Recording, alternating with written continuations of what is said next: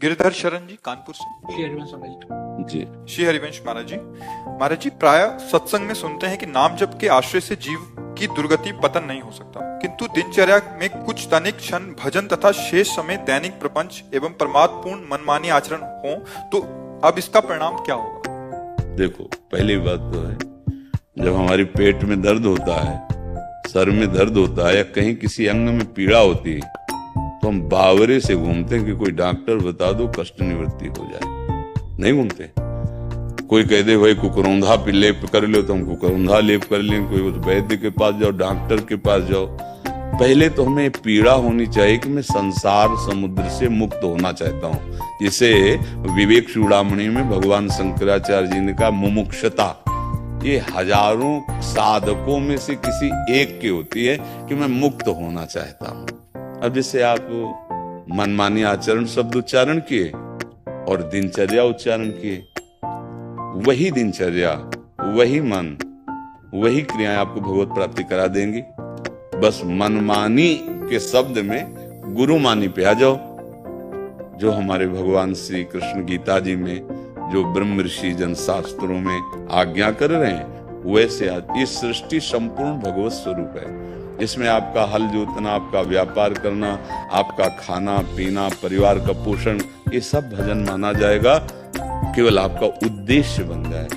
अभी हमारा उद्देश्य नहीं बना तो मनमानी आचरणों में क्या है कि मन का सदैव स्वभाव पतन की तरफ जाने का होता है। जैसे जल को कहीं भी छोड़ो ना, वो ढलान की तरफ ही जाएगा।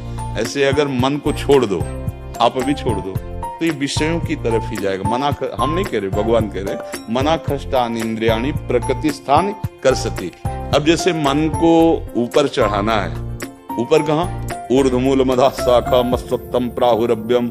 ऊर्ध्वमूल कौन है? भगवान श्री कृष्ण है। तो जैसे हम जल को, जो जिसका प्रवाह नीच गति को है, उसे उच्च गति में चढ़ाने के लिए यंत्र का प्रयोग करते हैं, वो नहीं मोटर आदि यंत्र।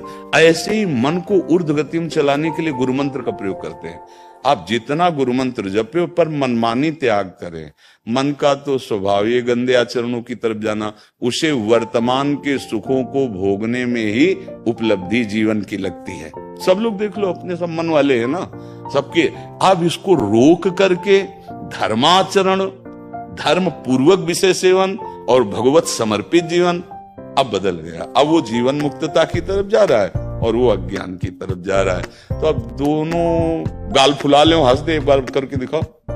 है नहीं, या तो गाल फुला लो और या तो हंस लो।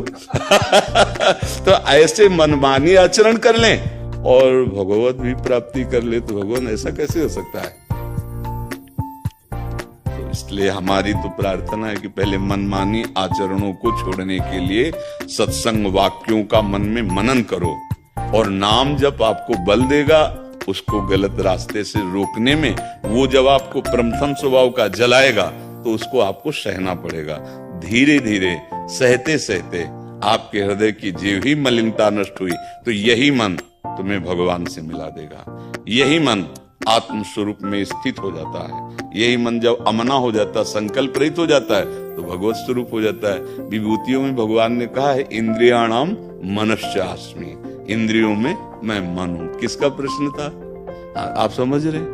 हाँ, मनमानी आचरण तो फिर विषयों की। कभी ऐसा द्वंद चलता है कि ऐसा लगता है कि प्रमाद होता है कि आज ना भजन कर लिया है, अब तो शायद सारी छूट मिल गई है, अब तो नहीं। ऐसा ना तो कभी सत्संग में बोला गया है और ना किसी शास्त्र में लिखा है। नाम ले लिया, अब तो प्रमाद होता है कि आपने इतना माला जल लिया सुबह। तो कुमार्गगामी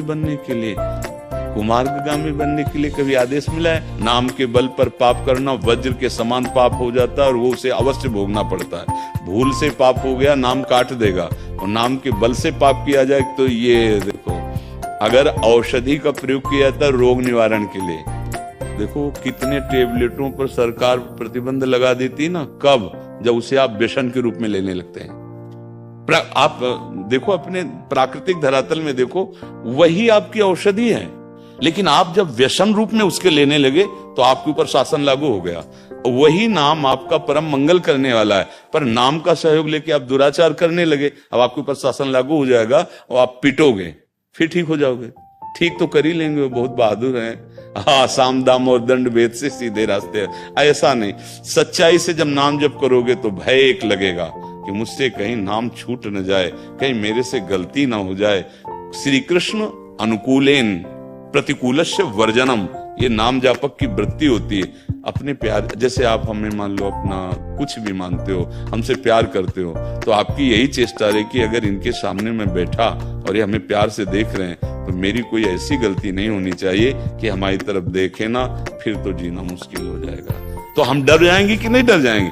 फिर हम ऐसा कैसे हो सकता है कि भगवान के दास कहलाकर मनमानी पापाचरण करें? इसका मतलब या तो दास नहीं है और या तो अभी मूर्खता पिंड नहीं छोड़ रही। दोनों में एक बात समझनी होगी। हाँ, ऐसा नहीं होता। ऐसे भूल ही न दे कुमारक पाऊं।